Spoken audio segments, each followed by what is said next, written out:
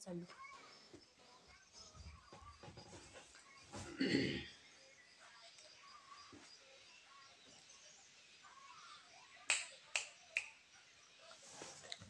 आपला कालचा जो विषय होता, घर संसार, सुखी संसार. काल एक भाग झाला, आज आपण दुसरा भाग घेणार आहोत. काय असतं सर्वात महत्त्वाचं,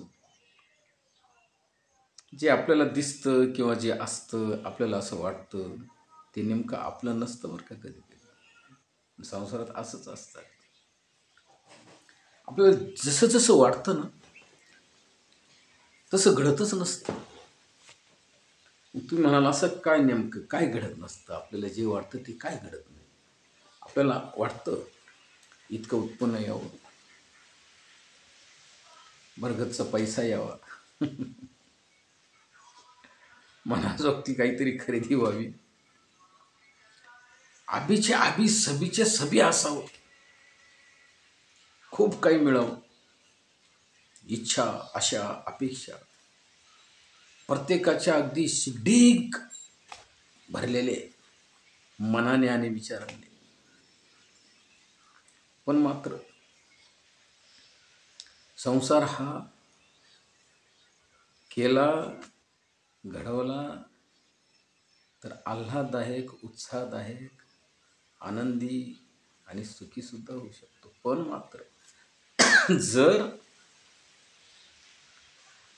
मर्यादेच्या पलीकडे आपण निघून गेलो, अमर्यादित स्वरूपामध्ये जर आपण जर आपली वैचारिक पातळी,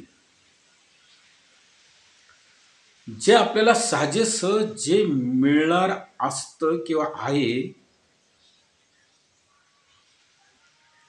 ते न मिळणार नाही हे आपल्याला कळत असून सुद्धा तिथपर्यंत आपण पोहोचणार नाही, आपली कमाई तेवढी राहणार नाही, आपल्याकडून ते शक्य होणार नाही, हे सगळं कळत असून सुद्धा आपण अगदी कुल्ह्यापुढे जर मनामध्ये विचाराची मांडणी जर करीत बसलो ना तर ते कधी शक्य होणार नाही. आपल्याला जे मिळवायचे ते मिळणार नाही. त्यामुळे मर्यादेचा कक्ष कधीही ओलांडून जायचा नाही.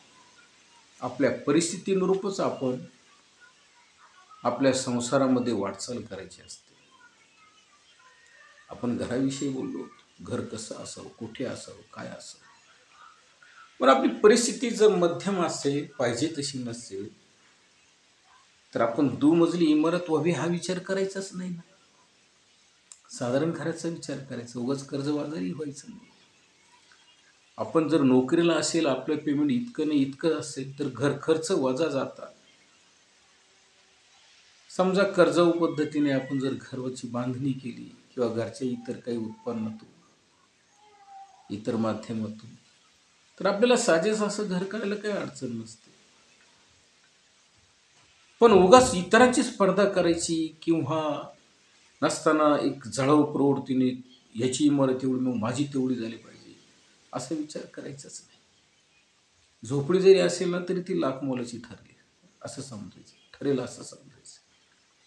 घर असावं, प्रत्येकाला असावं, चांगलं असावं, सुसज्ज असावं, मनाजोगतं असावं, घरातल्या सगळ्या सुविधा अगदी नीटनेटक्या असाव्या.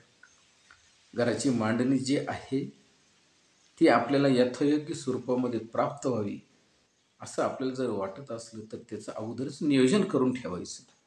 1-2-5 वर्ष अगोदर नियोजन जर केलं, होईल आमचं घर 1-2 वर्षात, तर सहज होतं. ग्रामीण भागामध्ये घरांची जी रचना आहे, गल्लीबोळातली जी घरं आहेत, ही गल्लीबोळ मोठी होणार नाही, जे आहे तेच आहे. त्यामुळे गाडी घोडी पाहिजे तसं वातावरण, पर्यावरण, अनुकूलता ती साजेशी मिळणं अशक्य झालेलं आहे. त्यामुळे बरेचसे लोक रानावनात शेतामध्ये कुठेतरी वस्त्या करून राहतात चांगल्यापैकी. समोर तुळशी वृंदावन असते, गाय असते, छोटंसं मंदिर असतं, बाग बगीचा असतं, फुलझाडे असतं, शेती असते, उत्पन्न असतं, विहीर असते, तळं असतं, खूप काही आनंद उत्साहदायक असतो तो. आगळं वेगळं स्वरूप असतं शेतातलं. माझ्या शेतावर मी सांगतो, घर हे घर नसावं. घर असावं, पण ते कसं असावं, अगदी खुलून उठलं पाहिजे. आनंद जिकडे तिकडे असा चहूकडे पसरला गेला पाहिजे. शोभायमान पाहिजे, स्वच्छ पाहिजे, सुंदर पाहिजे, उत्साही वातावरण तयार झालं पाहिजे. घराच्या अवतीभोवतीचा परिसर अतिशय उत्कृष्ट असला पाहिजे. शेजारी शेजारी 2, 5, 10, 20 घरांची एक तुमची गल्ली असेल, बोळ असेल, तिथे घर बांधलं असेल, ती जागा चांगली असेल. ती जागा जर चांगली नसेल ना, ती तिथं बांधूही नका तुम्ही दुसरीकडे बांधा, चांगल्या जागेवर घर बांधा. इथून पुढे घराच्या मांडण्या ह्या खूप सुसज्ज असणं गरजेचे आहे, काळाची गरज आहे. रहदारी वाढलेली आहे, मुलांचे जे आचार विचार आहेत ते बदललेले आहे. त्यांना काही स्वरूपमान पाहिजे. आणि भावी पिढीला आता काही उत्तम सोयींची गरज आहे. शौचालय अति सुलभ व्यवस्थित असावं, बाथरूम असावं, गॅलरी असावी, बेडरूम असावी, बैठक असावी, किचन असावं, असंही वाटतं कधी कधी. म्हणल्यापेक्षा नेहमी प्रत्येकालाच वाटतं, ते साहजिक आहे. घराविषयी किती जरी बोललो ना, ते कमीच पडणार आहे. पण घर चांगलं असावं हे एका शब्दात आपण सांगू शकतो. मग आता ते घरातला जो संसार असतो, अनेक जण म्हणतात घर बांधलं, वास्तुशांती झाली पाहिजे. हो, निश्चित झाली पाहिजे. तुम्ही नवीन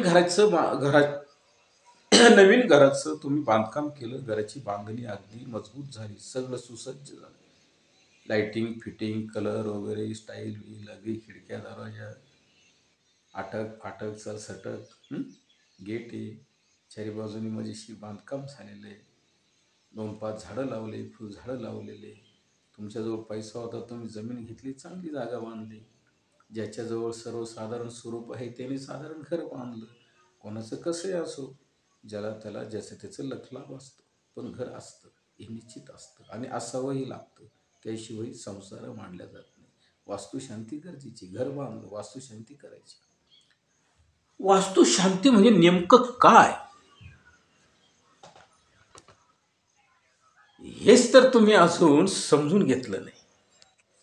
तुम्ही जरी समजून घेतलं असेल ना तुम्ही, पण मात्र एक लक्षात घ्या, ब्राह्मणांना बोलवलं. 1 म्हणा 2 ब्राह्मण आले, होम हवनाची पूजा केली, घर सुतून घेतलं, बांधलं, कळस पूजा झाली. 4 लोक, 10 लोक, 5 लोक, 50 लोकांना तुम्ही जेवू घातला असेल, सत्यनारायण केलं असेल, मान्य आहे, विधियुक्त पूजा झाली, काही हरकत नाही. मग याचा अर्थ ती त्या घराची वास्तू शांती झाली असं तुम्हाला वाटतं का? पूजा अर्चा केली, बेलफुल परमेश्वराला वाहिलं, घर सुतवलं, कळस मांडला, होम हवन केलं, सत्यनारायण केलं, 4 लोक जेव घातले, वास्तुशांतीनिमित्त कीर्तन घेतलं, प्रवचन झाले, हरिनामाचा गजर झाला, खूप आनंद वाटला, आनंद झाला, सगळं काही अगदी नीटनेटकं नाही असं नाही. पण मात्र त्याला तुम्ही वास्तुशांती म्हणतात कसे? वास्तुशांतीचा अर्थ असा होतो, नीट लक्षात घ्या, वास्तुशांती ही कशी असते आणि ती कशी झाली पाहिजे हे मी तुम्हाला सविस्तर माझ्या अभ्यासानुसार म्हणा किंवा मी फक्त अनुभवातून किंवा एक ज्ञानार्जनातून बोलतो असं नाही. मी स्वतः अनेक ठिकाणी वास्तुशांती मी स्वतः केलेली आहे. ते काय मंत्रावलीतून केलेले असं नाही, पूजा अर्चेतूनच केलेली असं नाही. वास्तुशांतीची खरी सुरुवात जी आहे ना, कोठे घर बांधायचं तिथून वास्तुशांतीची सुरुवात झालेली असते. लक्षात घ्या, जागा निवडण्यापासून सुरुवात झालेली असते वास्तुशांतीची. जागा निवडली, जागेचा कुठलाही प्रॉब्लेम नाही, ती जागा आपली झाली, तिथून वास्तुशांतीला सुरुवात होते. इथे घर बांधायचं आहे, कोणाचाही आता त्या ठिकाणी सहभाग नाही, समावेश नाही, अडथळा नाही. जमीन आमच्या नावाची झाली आहे, भाऊबंदकी नाही, शेजारच्यांचा उपद्रव नाही, जागा ही इत्तमभूत शुचिरभूत अगदी सुसज्ज स्वरूपात जी आहे ती आमच्या पदरात पडलेली आहे, अडथळा नाही, इथे घर बांधायला हरकत नाही. ही वास्तू शांतीची पहिली पूजा झाली.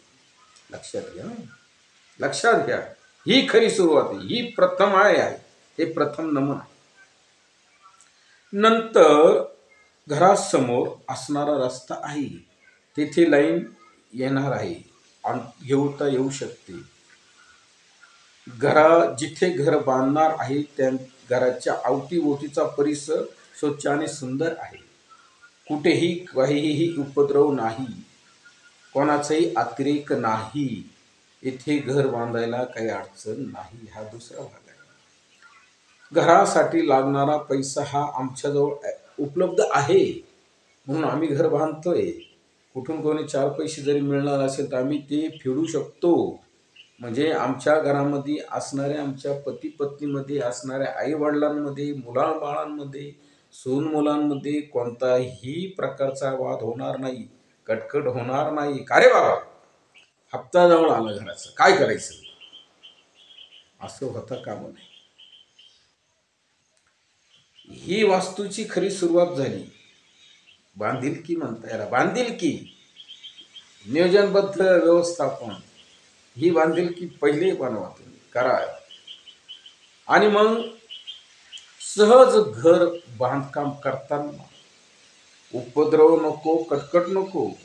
बांधकाम करणारा जो श्रमिक वर्ग आहे, जो गौंडी आहे, एकमेकाची मन कुलुषित न होऊ देता अगदी एकमेकाला समजून आणि सांभाळून देणे घेणे नीटनेटके करून व्यवस्थितरित्या बांधकाम करीत गेले. समजा त्या गौंड्याचेच देणं राहत गेलं, त्याला नेहमी सत्वत गेली, तर तो भिंत बांधताना जरी असं विट रचताना जरी म्हणत गेला ना, लक्षात घ्या मुद्दा, अशा विटा लावताना ओळांब्यामध्ये तो जर म्हणला ना, तिच्या आले याचं घर बांधायचं म्हणून देव बांधून कस तरी, याची कटकट मिटवून टाकू, यांनी दिले जरी ॲडव्हान्स पैसे, पाहिजे तसा वागत नाही, जेव्हा पाहिजे तेव्हा पैसे देत नाही, नेहमी त्रास देतो, असं होऊ देऊ नका. सुरुवातीपासून सुरुवात ही चांगली ठेवा. सोसायटीमध्ये घर असेल तुमचं, त्या सोसायटी ज्या लोकांची आहे, तो बिल्डर असो, कस्टमर असो, कॉन्ट्रॅक्टर असो, कागदपत्र नीटनेटक्यापासून जशी सुरुवात झाली, तर या रामरामपासून सुरुवात करा. उत्साह मनाने ती इमारत तयार करा आणि मग मजेशीर राहायला जा. खेड्यातलं घर असो, शहरातलं असो किंवा शेतातलं असो, सुरुवातीपासूनचाच आनंद हा त्या बांधिलकीतून मिळत जाऊ द्यायचा, मिळवायचा. ही वास्तू शांतीची खरी सुरुवात आहे. नंतर तेथे हे सगळं झालं, मग कोणीतरी म्हणू नये का हो तिथं कोण राहणार, काय तिथं मोठं जोडपं राहायला चाललं, त्यांचं आहे ना ती मोठा मुलगा, मोठी सून, ही अभि कटकटी नको. लक्षात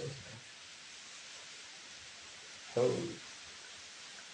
आनंद हा मिळवताना जसं बाराखडी किंवा तुमची जी उजळणी असते ना, त्या उजळणीची बाराखडीची सुरुवात ही मूळ सुरुवातीच्या अक्षरापासून असते ना, जसं क क ख ग घ घ ची 1 2 3 4 5 तशी सुरुवात करायची असते. मधी सत्याने घ्यायचं, मग 67 घालायचं, आणि 67 घातला का मग तिथं 72 जायचं, 72 झाला का 83 पोहोचायचं, असं नाही करायचं. सुरुवात ती सुरुवात नीटनेटकेपणा, सरळ रांगी, सरळ दोरी, क्रम क्रम क्रम कुम क्रम राम राम रोम रोम राम राम राम रोम रोम राम श्याम श्याम श्याम श्याम श्याम. संत जनार्दन स्वामीची विधी बघा तशी. असं काही करा, क्रमाने करा, क्रम रम रम राम, म्हणजे तिथे रमा, असं काही करा का त्या करण्यामध्ये तुम्ही रमले पाहिजे, म्हणजे तुमचं बरं होईल. क्रम रम रम रम रम रम रम बरं होईल. वास्तू झाली, बांधकाम झालं, घर बांधलं, तिथे मांडणी जी वस्तूंची आहे, कपाट असो, शोकेश असो, टेबल असो, खुर्ची असो, कॉट असो, भांडे असो, चूल चूल नाही गॅस असो, काय असेल ते भांडे सगळे, कपडे लत्ते सगळं आणलं. सुनाने, मुलाने, आईने, बापाने, सासू सासऱ्याने आनंदाने ती मांडणी करायची, उत्साहाने राहायचं. आणि तिथून पुढे मग आपण राहायला गेल्यानंतर तुम्ही त्या राहण्याला जायच्या अगोदर मग जी विधी करणार, तर पृथ्वी तत्व, जलतत्व, अग्नितत्व सगळे पंचमहाभूत युक्त त्या घरामध्ये त्या देवतांचा तो रहवास कसा असावा, तो कसा घडावा, ते इत्थंभूत देवता तिथे स्थापित कशी बनण्यापेक्षा ती दर्पण कशी व्हावी, ते कसे यावे, देव माव कशम कसा व्हावा, अशी काही यथा योग्य प्रमाणातून पूजा करा. नुसते डाळी साळीचे गोळाचे गतुडे पिठाचे गतुडे घेऊन जाणाऱ्या ब्राह्मणाला बोलवूच नका. योग्य ब्राह्मण निवडायचा. अग्निपूजा म्हणजे अग्निपूजा झाली पाहिजे, शुद्ध तुपाचीच पूजा झाली पाहिजे. बेल फूल समर्प्यामी, दुग्ध, शर्करा, नैवेद्य, दीप, धूप सर्व अतिशय नीटनेटकीच पूजा करायची. कळस पूजा जरी करायची ठरली तर त्या सुवासिनीच्या हातूनच तो कळस मांडला गेला पाहिजे, त्या नवदाम्पत्याच्या हातूनच ते झालं पाहिजे. म्हातारा म्हातारी तिथे साक्ष पाहिजे, असतील तर ठीक, नसतील तरी ठीक. लेकरा बाळांना सुद्धा तिथे जेव घातले गेले पाहिजे, 4 लोक तिथं जेव घातले गेले पाहिजे.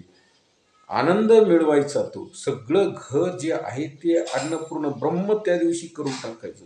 शिथिल होत अवस्थेने आधी सगळं नीटनेटकं झालं पाहिजे. आणि मग ती एक वास्तुशांती, तिलाही पूजा अर्चा म्हणतो आपण. सुरुवातीची जी वास्तू आहे तिची शांती म्हणजे त्या जागेची शांती. त्या जागेवर गिधाडं नाचायला नको, साहित्याने खेळायला नको. अरे त्यांनी तर घर तर बांधू दे, पाहतो कसा बांधतो असं कोणी म्हणता का म्हणे. म्हणजे सैतान नको, तिथे देव अगोदर उतरला पाहिजे. परमेश्वराला त्या ठिकाणी आवडलं पाहिजे, त्याचं येणं घडलं पाहिजे. तो त्या वास्तूत त्या घरात नेहमी येत राहायला पाहिजे. तिथे ते बांधकाम करायचं, तिथे ती वास्तू झाल्यानंतर ते पूजन करायचं, ती शांती करायची, मग राहायला यायचं. झाले तुमच्या घराचं बांधकाम, घराची वास्तुशांती, घरात राहण्याला सुरुवात तुम्ही केली. हा आपला भाग 2 चालू आहे. आता हे घर संसार जो आहे ना, खाणे पिणे, देणे घेणे, येणे जाणे, बसणे उठणे, जागणे, राहणे, झोपणे, मग बाकी आहे आंघोळ पांघोळ, चहा पाणी, स्वयंपाक, धुणं चुणं, हे बी त्या घरात आलं.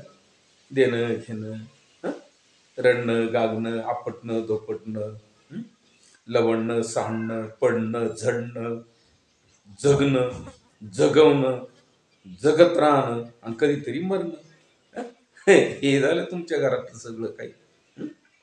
प्रत्येकाच्या जीवनात संसार म्हणता येईल तुम्ही. संसार सं वर अनुस्वार सं आणि सार. संसारातला सार काय आहे, तुम्ही केलेल्या संसारातला सार हा शिल्लक राहिला पाहिजे. नेमका काय त्यातला सार, काय त्यातला मतितार्थ, काय त्यातला निष्कर्ष, काय त्याने केलेल्या 50 वर्षाच्या संसारामध्ये त्याचा सार काय, काय घडलं, काय केलं, काय त्याने त्या संसारात, त्या घरात, त्या घर संसार त्याने केला कसा. दारू पिऊन गेला, असंच वाया गेलं, नोकरीचा पैसा असाच व्यर्थ गेला, नाही.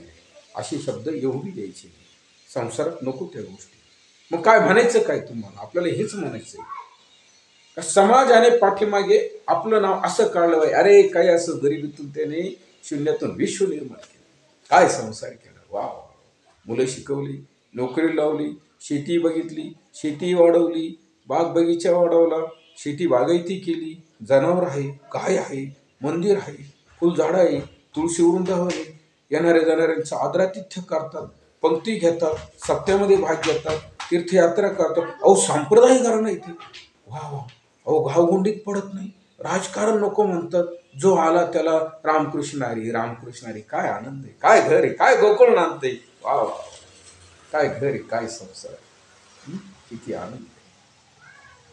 असा संसार जो आहे ना, तो तुम्ही जर थाटला ना, समजा तर स्वर्गातले देव सुद्धा तिथं उतरतील. ते सुद्धा म्हणतील का अरे चला त्या भक्ताच्या घरी, अरे चला त्यांच्या तिथं आपल्याला जायचं. असं खरं असेल, असा तो संसार असेल. पाठीमागे नाव निघलं पाहिजे. ती व्यक्ती जरी गेली ना, गेल्यानंतर लोक म्हणले पाहिजे अरे त्यांचं पुण्यस्मरण 1 नाही 10 वर्ष करा. ते एक सत्पुरुष होते, महान होते, खूप काही चांगले केले त्यांनी. अनेक पंक्ती उठवल्या घरापुढे, अनेक लोक जेव घातले असतील त्यांनी, खूप काही सत्कार्य केलं, अनेकांच्या उपयोगी पडले. सगळं कधी हसत खेळतच बोलत राहिले, कधी कटकट नाही, कधी रागावले नाही, कधी कोणाचं वाईट केलं नाही, वाईट चिंतलं सुद्धा नाही, कोणाचा दोष दाखवला नाही, अहंकार नाही. काय माणूस होऊन गेला. असं तुमच्या घरात मधले लोक नाही, घराच्या बाहेरचे लोक म्हणले पाहिजे तो खरा घर संसार. मग असा जर घर संसार केला ना तुम्ही, तर मग तुम्हाला सुख पुढे भेटणार. मग तो सुखी संसार, घर संसार तो सुखी संसार. मुला बाळांना त्या बाबाविषयी आईविषयी गोडी निर्माण झाली पाहिजे. सुनेला सासूविषयी, सासूला सुनेविषयी, मुलाला बापाविषयी, बापाला मुलाविषयी ही गोडी आणि हा गोडवा जेव्हा घरात असेल ना, तर तू तुमच्या साखरेपेक्षा अमृतापेक्षा सुद्धा मान ठरू शकतो. नका तुम्ही शिरापुरी कोणाला खाऊ, तुम्ही मिरची चटणी खाऊ, पण ते आनंदाने भाऊ या ना, खा ना भाऊ, खा 2 घास, भाऊ या ना, बसा ना, खा ना 2 घास. एवढं जरी म्हटलं ना तुम्ही, खूप लाभ होईल. तुम्ही जेवता का, करा ना जेवण, या ना बसा ना, खा 2 घास. अगं तू काय खाऊ घालशील, तुझ्या बोलण्यातच कळतंय. चहा घेऊन जायचा होता ना, चहा घेऊन जायचा होता ना, तू चहा ठेवला का, स्वतः म्हणली, तू म्हणला रे. किती जणांच्या घरी चहा घेता आला तू आतापर्यंत, कधी पाजला का कोणा? 4 लोक जेव घातले, मग काय संसार करू राहिला, काय घर चालवू राहिला?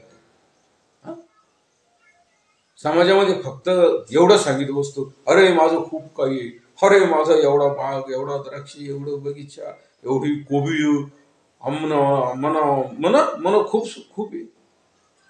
खानदेशी इकडं ऐराणी आम्हाला खूपशे बाप्पू, आमले काही कमी नाही शे.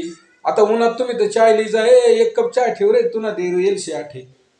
घराला खरंच ती चहा ठेवली होती. अरे येऊन 15 मिनिटं होतात तरी चहा नाही ठेव.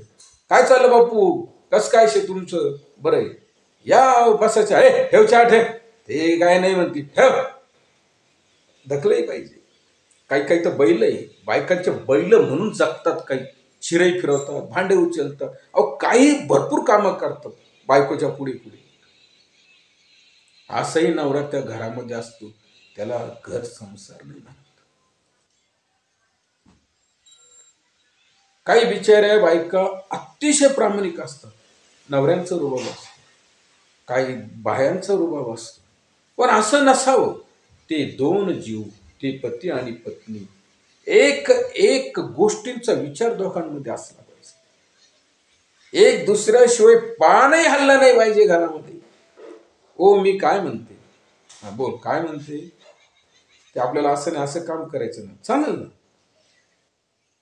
बसू आपण, तू म्हणशील तसं. असे आनंदाने चालले पाहिजे. आनंदी आनंदकडे, जिकडे तिकडे चोहीकडे, असा आनंद मिळवला पाहिजे. नाही तर तू मी मुलगा म्हणतो मी भारी बाप म्हणतो, मी भारी बायको म्हणते, हो तुम्हाला त्यांना तरी काय, हो त्यांना तरी काय येतो, हे नोकरी करते म्हणून करते, सगळा संसार मीच केला. तू काय केलं, ड्युटी तू केली.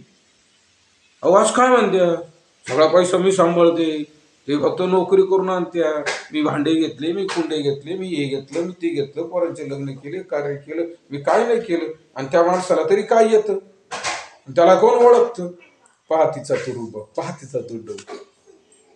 असंही नाही पाहिजे. अरे करता तो आहे, तो मिळवतो, तो करून आणतो, तू घरात बसली. हा जो घर संसार आहे ना, हा तू मिमीचा अजिबात नाही पाहिजे. बायको हुशारी का नवरा हुशारी हे समाजाला कळायला सुद्धा नाही पाहिजे. 4 भिंतीच्या आत सगळं काही घडलं पाहिजे, आनंद मिळाला पाहिजे, कोणत्याही गोष्टीत आनंद मिळाला पाहिजे. सकाळी उठल्यापासून संध्याकाळी झोपीपर्यंत सगळीकडं घर असं गोकुळासारखं खुललंच पाहिजे, आनंदच पाहिजे. हो तुम्ही हो मग मी होते पुढं, पाहतो बरं तो काय म्हणतो, तुम्हाला नाही ऐकणार तो. पहा तुम्ही कशी त्याला गप करते. ए बाई, ए माझे, कशाला तू माणसांमध्ये जाते भांडायला. अशा बी काही भारी आहे बरं. कमराला पदर खुसून जाणार आहे. ए माझे याग काय, हा काय तुझा संसार झाला, हे काय राड आहे का गाडग आहे. तर स्त्रियांनी सुद्धा काही गोष्टी समजून आणि सांभाळून ठेवा. आपलं व्रत महत्वाचं आहे, नियम महत्वाचा आहे. पुरुषांनी सुद्धा हो, अपमानित व्हायचं नाही, कोणाचा अपमान करायचं नाही, मानाने जगायचं, उंच मानाने जगायचं, पण मात्र एकच पत्ते सांभाळायचं. आपली पत्नी आपली पत्नी, आपली आई आई, बाप बाप, भाऊ भाऊ, सगळं काही नातं गोतं अतिशय नीटनेटकं समजून आणि सांभाळून ठेवा. काय घडलं माहिती का मागे, पांडव प्रताप कसा घडला, महाभारत, कौरव पांडव, हो, चित्र विचित्र. हं? लक्षात घ्या. घर हे कसं असावं, घरामध्ये कुठल्याही प्रकारची कटकट नसावी, भेदभाव नसावा. पत्नीने सुद्धा आपण स्त्री आहोत या पद्धतीने चालावं. डोईचा पदर डोई, पायची वाहन पायी. आपण भाग तिसरा नंतर घेऊ. मी शिवयोगी पी.के. आव्हाड आपल्याशी सतत बोलत आहे, संवाद साधत राहील. मी जे बोलतोय ते प्रत्यक्ष जे दिसतंय तेच मी विशद करतोय. मी भलतं सलतं काही नाही. आपल्याला यथायोग्य वाटलं तुम्ही सबस्क्राईब करा. माझं चॅनल आहे Hridaysparshi view channel, Shivyogi PK. Awhad, Palashi Uday Shiv मंदिर, पळाशी, तालुका नांदेड. रामकृष्ण.